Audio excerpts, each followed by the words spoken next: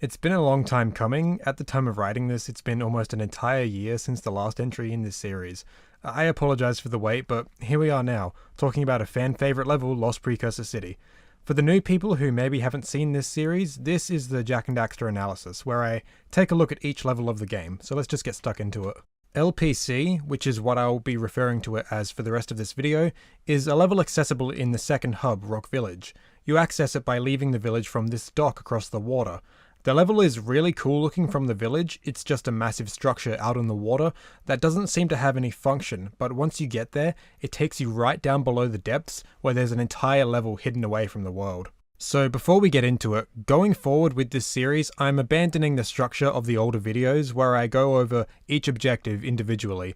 There's a few reasons. One is that I feel the videos are super stilted, and two, academic in massive quotations. It just doesn't feel like a video where I'm giving my thoughts. It feels like I'm just looking through each individual part and saying what works and what doesn't, instead of looking at the level as a whole and discussing its content. I originally wrote out a massive script for this level in the old format, but decided to scrap it and completely rewrite it. I've put the old script up on my Patreon just as a little bonus for anyone who's pledged regardless of tier, so if that interests you and you want to support my work, I'd appreciate the support, link below. Now, I apologise if you prefer the old style over this, but this is the direction I want to take with this series. So let's just get into it. I want to start not with the gameplay and level design, but with the context and atmosphere of the level, as I feel this is a massive reason so many people love this level so much. The feeling this level evokes is very isolating. Not only are you far away from the safety of your home village, the village you're currently in is under attack. You swim out away from the village to this weird structure out on the water, and now you're way below sea level in some abandoned precursor structure. How much more alone can you get? Stuff like this is what Jak and Daxter nails in almost every level, and this one is a standout for sure. It gets amplified even further the more you progress, and you start going down these slides, heading deeper and deeper into the abyss until you reach the very bottom and it's filled with dark eco. The atmosphere is enhanced by the great lighting. The hot pipes and changing water provide some great lighting throughout the whole level. It's so awesome that so much of the lighting comes from the level hazards instead of just static light sources. The music also does a great job setting the tone of the level, but what really sells the atmosphere in this level is the difficulty. A level being hard isn't exactly anything special, but when taking into account everything I just said, the level being one of the harder ones in the game is appropriate and enhances the oppressive atmosphere. The changing water can easily catch you off guard, the hot pipes are everywhere, there's dark eco in a few rooms, and the enemies are really the only enemies in the game that require combos to take out. With all that being said, this level does disappoint me a little in this department. You may remember me talking about the temple in Forbidden Jungle, or the massive structure in Precursor Basin, and say how I wish there were more areas like this in the series, where you explore abandoned precursor structures. Well, technically we are doing this for an entire level. It's called Lost Precursor City for a reason. But the feeling I get when entering the temple compared to this level is very different. The feeling I get when entering the temple is more of an, oh shit, where am I? I'm suddenly in this completely abandoned and desolate ancient structure. In LPC, it feels a lot more alive, which isn't a bad thing, but it also doesn't feel very precursory. Rather than giving the same vibes as the precursor levels do, it gives more of an underwater vibe, which is totally fitting. But when you remember what this place is, it feels a little underwhelming. It feels more like some underwater base than an ancient structure. Anyway, this is all very personal stuff. It's not a dig at the level or anything, just not what I'm wanting from a level like this. I wouldn't be complaining if the game had more of the precursor-like stuff as well as this level, but we don't, so I'm just kinda sad. With that out of the way, let's look at what this level is all about. The level design. This water is present throughout most of the level and serves as a means of progressing and a hazard. The water periodically changes from safe to zappy, though some pools of water in the level are constantly zappy. It adds a sense of urgency to swimming, which you won't do too much of, but it also acts as a hazard to fall in without being an instant death pit. It doesn't get taken any further than that though. I can imagine a puzzle where you need to dive underwater to collect some orbs or hit a switch underwater, but you need to be really fast about it to not get shocked. Or maybe when you're below the water, it doesn't shock you, so you have to stay underwater and wait for the surface of the water to be safe again. Doing this would actually give the diving mechanic something to do in this game, outside of the like 3 instances we ever use it. If they were to do this, having a much stricter time limit on how long Jak can stay underwater would be required as well, so we'd actually have to time our dives. The most the water actually does is add these whirlpools that pull you in, slowing down your swimming, which is something, I guess. We also have the hot pipes, which are used as a generic hazard throughout the level. The only interesting thing they do with them is place some precursor orbs across them above a moving platform, so it makes you keep an eye on your footing, but they're never really used in a neat way other than that. The enemies this level introduces are probably the most interesting enemies in the game. We'll start with the Puffer, which is the least interesting. They have 2 phases, a deadly and a vulnerable. They cycle through these phases and you obviously need to wait for them to be vulnerable to kill them.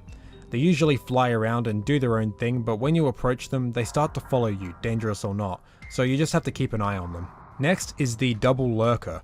These guys are pretty unique, so it's a shame there's only a handful of them in the level. There's one Lurker riding another's back, and hitting the bottom one doesn't do anything. You need to jump and spin the Lurker on top, which separates them and makes them both vulnerable. Then you just need to take them out normally. This is the first enemy that requires you to use a combination of moves in order to take them out. Every other enemy up to this point was just run up and hit them, with some having something about them you had to learn. The only problem is it isn't very obvious how to kill them at first. There's nothing to tell you how to deal with them. Except there kinda is. Let's rewind way back to the first episode in this series. After collecting a few, you'll come across some fighting dummies to test your moves on. These aren't really implemented that well, unfortunately. They're scattered all across the level, but they're just kinda there. There's no incentive to hitting them, and they're just kinda there. I really wish I went more in depth about the implementation of these practice dummies in my first video, because it's relevant now. And I'd like to think I've gotten a lot better at this whole game analysis thing since then, so I'll make up for my lack of explanation now. These dummies are sprinkled all over the tutorial level, and there's 2 types. A simple one where you can just walk up to it and attack it, like most enemies in the game, and one where you have to jump and spin to hit it. This is the one time before encountering these enemies where you're taught to do that against a foe, and the game doesn't go out of its way to tell you how to do it, so most players aren't going to know how to do it, and will likely struggle with these enemies upon first encountering them. Now, this isn't a massive deal, it wouldn't take too long for the player to figure out how to attack these enemies, but let's look at the other enemy this level introduces. These are the Bullies, or the spinning Lurker. They're enclosed in a spiked wooden cage, and spin around a lot until they momentarily get dizzy. The way to deal with these enemies is to ground pound them. This enemy makes so much sense because for the whole game so far, we've been ground pounding several times each level on just static crates. These enemies take that move and apply it to combat, while also making it more challenging by having the enemies move around. They could have done this with the double Lurker, by having some sort of level mechanic where jumping and spinning is necessary. I'm thinking maybe a specific box or some sort of switch to be interacted with by jumping and spinning. Having a mechanic like that in the early game, then introducing the double Lurker would have been a great way to synergize platforming and exploration with the combat. And we'll be having this discussion again when we get to the spider cave. Anyway, I really want to talk about how this level is laid out, because this is the main source of most of my complaints with this level. As we first enter the level, we are greeted to this big room, and I really love the establishing shot right here. There's just so much going on. There's the changing water, the hot pipes, moving platforms, lots of precursor orbs. It's really cool and makes you excited to get started figuring out how to approach these obstacles. It's also a good room itself, as there's a multitude of ways we can begin.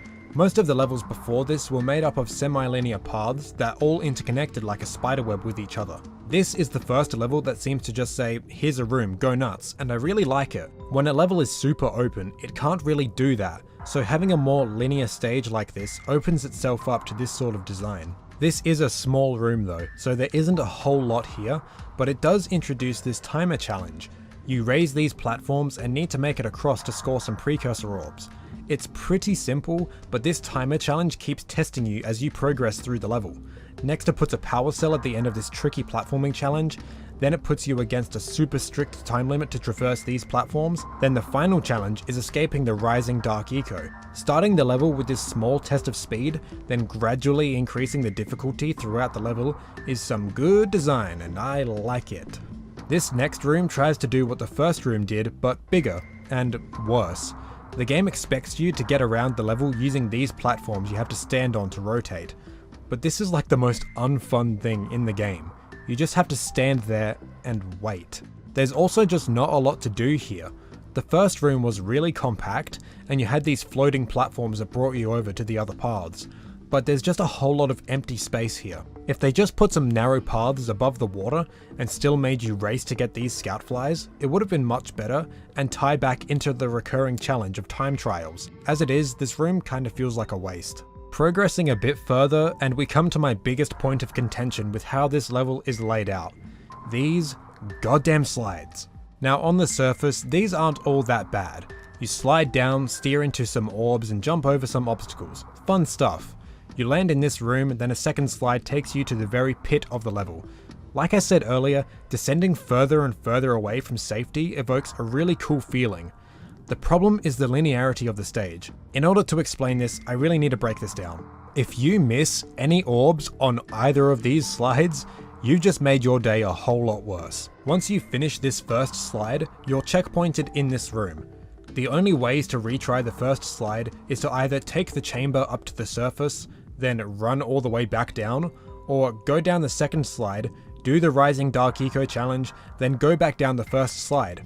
Once there again, the only way back out is one of the two options I just mentioned. But the only other option is, if you miss an orb on the slide, immediately kill yourself to reset your checkpoint. This shouldn't be required of the player though. They should have either made the room layouts not so restrictive to backtracking, or had some sort of platform or something that would transport you back to the start of the slide. Admittedly, this would weaken the impact of that lonely feeling you get going further down the construct, but you shouldn't have to go through so much bullshit if you miss any orbs. On the topic of bullshit, this rising chamber, coupled with the slides you can't go back from, make this level one of the most frustrating levels to explore. So just bear with me here. If you raise this platform, then leave it at the surface, then re-enter the level normally, and go back down the first slide, you've just made things really hard on yourself. If you want to leave the level, you are required to go back down and beat the Dark Eco challenge, then go backwards through the whole level again, and the level really doesn't feel like it was designed for this to happen. It feels like they intended for you to leave the level from the chamber, get the power cell, and re-enter it through the chamber, so you can beat the Dark Eco section, then leave again with it. But if you're just going through the level looking for stuff you may have missed, you'll want to play through the whole thing again to have a proper search. It almost feels as though the raising chamber was originally meant to be put at the very bottom of the level, which would take you to the surface, then lower again once you leave, so every time you want to play the level, you have to start from the start. But then they thought the Dark Eco challenge wouldn't really fit otherwise. I don't know. I'll admit, having two ways to enter the level and having the chamber act as a sort of permanent checkpoint is neat, but there's much better ways we could have handled this. Look, this isn't a massive problem. At worst, it's a few lost minutes of backtracking and annoyingly repeating challenges. But I think there's a much better way we could have laid out this level. Keep this first room, that's fine. Having this short linking hallway into this big room should stay the same as well. Then make the necessary changes to this big room to make it more interesting. Now, instead of making the rest of the level super linear and trapping the player, have a bunch of different rooms connected to this big one that lead to different challenges. You can have the slide lead down to the Dark Eco challenge, you can have the room with the platform challenge, and you can have the chamber all in different rooms accessible from this big room. Then in one of those rooms, have a button that unlocks a door that leads right back into the first room. That way, getting around the level is much more straightforward and doesn't trap you. Just before we wrap this up, I just wanted to talk about a couple noteworthy power cells. The goal to reach this power cell is to step on each of these platforms to light them up, and once they're all lit up, this door will open with the power cell.